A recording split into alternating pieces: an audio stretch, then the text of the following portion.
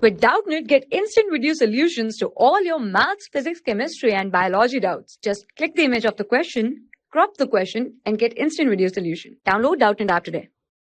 The question is, what are the postulates of Bohr's model of an atom? So the first postulate of the Bohr's model of an atom was that the electrons revolve around the discrete orbits, which are also known as shells, right?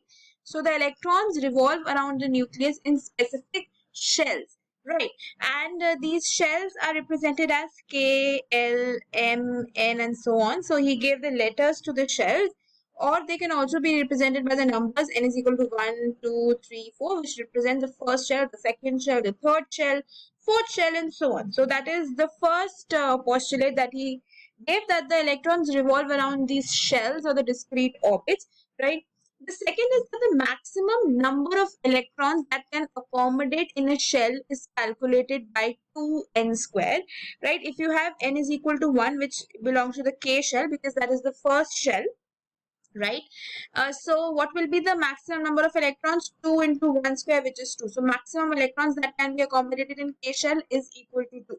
And if we take L shell, n is equal to 2, then the maximum number of electrons will be 2 into 2 square, which becomes 8. So maximum number of electrons that can be accommodated in L shell is 8. And so on, you can calculate for other shells also.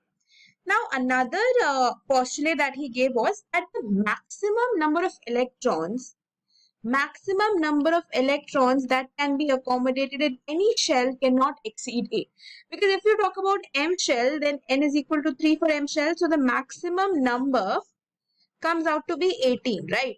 According to this formula, it comes out to be 18. But he said that the maximum number of electrons that can exist in a shell are 8 only. Only 8 electrons are possible, which is the maximum number in a given shell.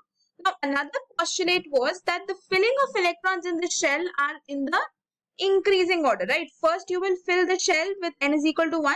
First, the inner shells are filled, right? First, the inner shells are filled, and then you move on to the outer shells, right?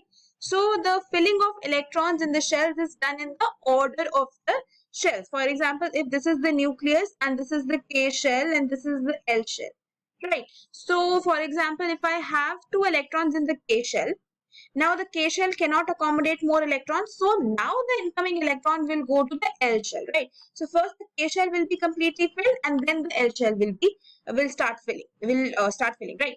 So another postulate will be that the electrons that revolve around the nucleus do not radiate any kind of energy, right? They do not radiate any kind of energy. So this will be the fifth postulate of the Bohr's model of an atom. So we have discussed almost all the postulates which were given by Bohr for his model of the atom. So that's all for the question. For class 6 to 12, IIT JEE and NEET level. Trusted by more than 5 crore students. Download Doubtnut app today.